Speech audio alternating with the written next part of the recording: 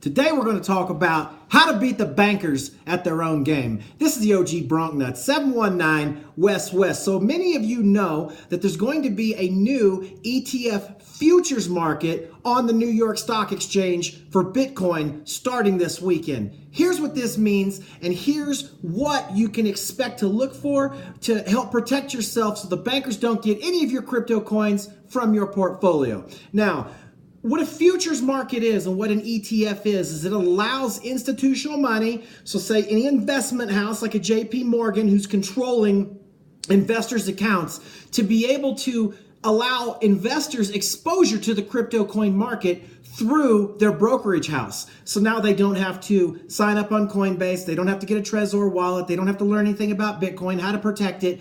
All they can do is buy it in a paper form. So let's relate this to what's happening to gold. The banksters and the banking cartel control the price of gold and silver by manipulation, corruption, and every other word you can think of. They control that price by naked shorting with paper shares. What that means is that for every 1 ounce of physical gold available for investment purposes, there are 300 pieces of paper printed against that 1 ounce of gold. So essentially there's 300 investors out there, all think that they can take this paper, trade it in, and have them send the physical gold. The reason that they deal in paper is so that they don't have to store it, they don't have to protect it, and they don't have to move it. And remember, if you don't own it, it's not yours. So what the bankers do is you need about $5,000 in collateral to control $150,000 worth of actual physical metal. That's dangerous, right? You go control $150,000 worth of metal on a short and you only have $5,000 in collateral and the price goes up. You're in deep trouble trying to get off of that short. You're going to have to jump the order book. But if you are a banker and all the other bankers are in on it together and you're telling everybody that, hey, I think the price of gold and silver is going down, so we're going to sell. And they're like, sell.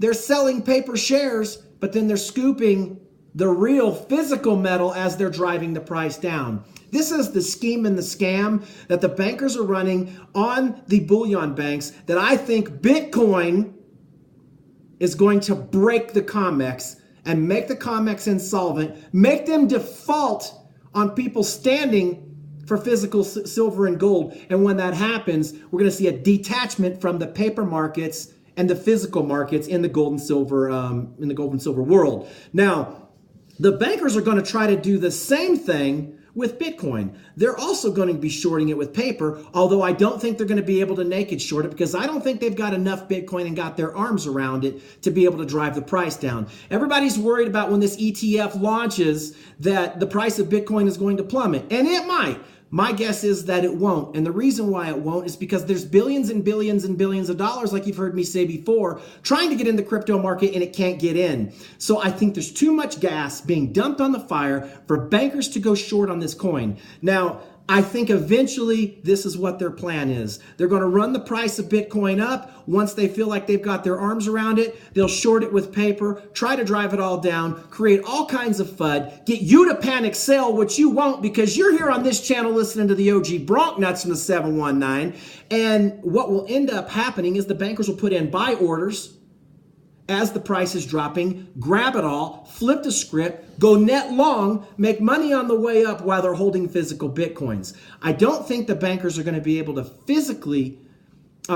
naked short Bitcoin because I don't think they have the Bitcoin for people that are going to want to stand for delivery if they ever become weary of the paper markets. So, hey, I like bankers about as much as I like the Kansas City Chiefs on a snowy afternoon in January. I mean, help me let's kick these bankers in the teeth. I'm just talking chiclets all over the sidewalk when we're done with them, all right, y'all?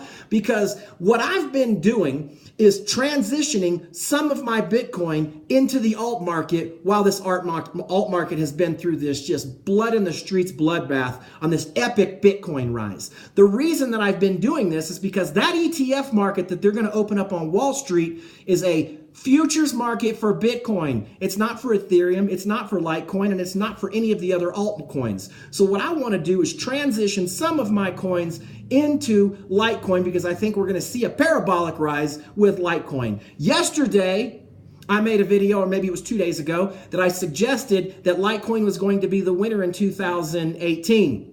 and that you should buy Litecoin with both hands. You don't have time to waste. You need to gather up as much as you can. A lot of you have left comments and said that you did. I think you're going to be happy with that decision. Had you listened to the OG Bronknuts a couple days ago, Litecoin was anywhere between $94 and $96.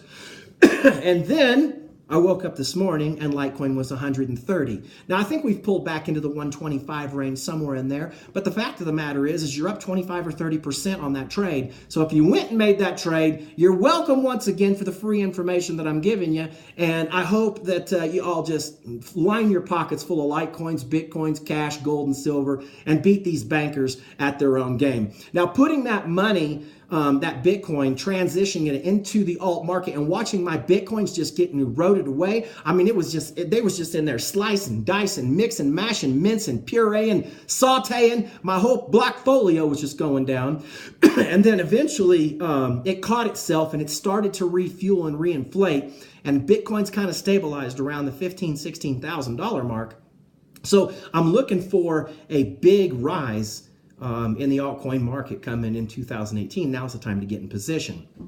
If you get in to an alternative currency instead of Bitcoin, you can get out of these bankers' way so that if they're manipulating the price of Bitcoin down because they're shorting it and you don't hold any Bitcoin, it's a good thing for you, right? Because investors are going to go looking for cover. And the only cover they have is into a fiat currency, gold, silver, and any type of alternate alt currency. So a lot of that money is going to go into Litecoin, Ethereum, Dash, Monero, those types, the big 5 or 10 top tier coins. And I think that you can benefit by being in those coins by, one, being out of the banker's way, two, not being in that rigged manipulation game that, the ETF and that futures market is going to create, and three, you can get those coins off the exchange and get them secured on your Trezor wallet. So it's a win-win-win for everybody.